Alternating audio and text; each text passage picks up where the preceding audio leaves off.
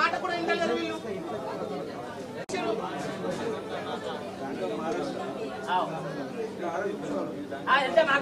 చూడే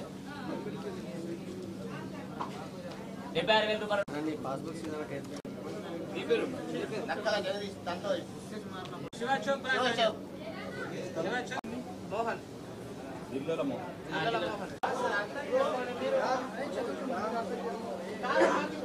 మేనేజర్ గారు ఒక 2 రోజుల్లో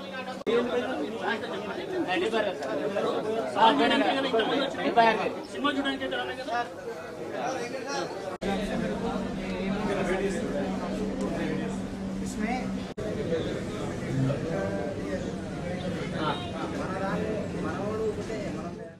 మా అమ్మ యొక్క పత్తి డబ్బులు పోస్ట్ ఆఫీస్లో పడ్డాయి.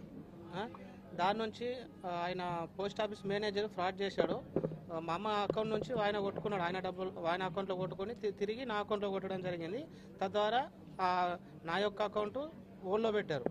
ఇంత సంవత్సరం అయింది, తిరుగుతూనే ఉన్నాను. ఈ రోజుకి కేసు క్లోజ్ అయిందని పోస్ట్ ఆఫీస్ వాళ్ళు కూడా మాకు లెటర్ ఇచ్చాడు. అది తీసుకొని బ్యాంక్ దగ్గరికి రాగానే వాళ్ళు ఇందాక మీరు చూసి ఉంటారు, ఇప్పుడు రెస్పాండ్ అయ్యారు. ఇక సాయంత్రం వరకు ప్రాబ్లం సాల్వ్ చేస్తారని సార్ నమ్మకంగా చెప్తున్నారు. ఇక ఫోన్ డబ్బులు ఉన్నాయి, 2 లక్షలు ఉన్నాయి. ఒక్కొక్కరి ఒక్కో అమౌంట్ ఉంది, 1,00,000 రూపాయలు. ఇట్లానే సూసైడ్ పత్తి ఎత్తే పోస్ట్ ఆఫీస్లో వాడండి. విజయ్ యాదవ్ అకౌంట్లో కొట్టుకున్నాడు. పోయి సార్ని మేము ఒక 2-3 రోజులు అంటే బెదిరించినాం. అయితే తన అకౌంట్లో నుంచి వచ్చి మాకు అమౌంట్ మా బ్యాంకులో పడ్డాయి. అయితే పోయి ఒక వారం 10 రోజుల తర్వాత ఎట్లా ఉన్నాయి కదా అకౌంట్లో అని మేము పోలేయాం. మరి పోయేటోళ్ళకనే ఓడులో పెట్టేసాం, అమౌంట్ లేపుకోరాకుంటే. అప్పటి నుంచి తిరిగి ఇప్పుడు మాకు ఒక లెటర్ వచ్చింది ఢిల్లీ నుంచి. అయితే ఢిల్లీ నుంచి వచ్చేసరికి అంటే బ్యాంకులకు తీసుకొని వచ్చినాం.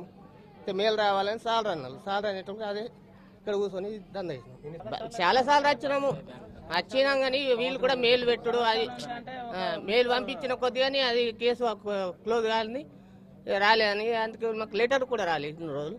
ఇప్పుడు లెటర్ వచ్చింది, సాలరీ దాన్ని పంపించిండ్రు. మెయిల్ వస్తాయన్నారు. సాయంత్రం వరకు గోల్డ్లో చేస్తాం. చేసేటోళ్ళము ఎక్కడికి అప్పు చేయాలన్నా కానీ ఇంట్రెస్ట్ కట్టుకోవాలి. అదే మాకు ప్రాబ్లం. మళ్ళీ పైన కంటే సంవత్సరం పత్తి తక్కువనే వెళ్ళింది. ఇప్పుడు ఇచ్చిన వాళ్ళకైతే కట్టుకోవాలి కదా. దాని గురించి సార్ని కొద్దిగా ఒత్తిడి చేసినాం. మాకు మా డబ్బులు మాకు కావాలి. ఏం లేదు, ఒక సైబర్ ఫ్రాడ్ జరిగింది 2024 ఏప్రిల్లో. ఢిల్లీ పోలీస్ వాళ్ళు మా LHO ఢిల్లీ వాళ్ళకి ఇన్స్ట్రక్షన్స్ ప్రకారం ఒక హోల్డ్ పెట్టారు. కానీ ఆ మన ఆదిలాబాద్ పోలీస్ నుంచి ఇన్స్ట్రక్షన్స్ వచ్చి హోల్డ్ తీయడానికి కొంచెం సమయం పట్టింది. మేము ఆల్రెడీ ఇప్పుడే మాట్లాడాము, ఢిల్లీ వాళ్ళతో మాట్లాడాము. పోలీస్ డిపార్ట్మెంట్ వాళ్ళు ఇచ్చిన లెటర్స్ అవన్నీ కూడా పెట్టాము. ఆల్రెడీ బ్రాంచ్ వాళ్ళు 1-2 నెలల నుంచి వాళ్ళతో ఫాలోఅప్ చేస్తున్నారు.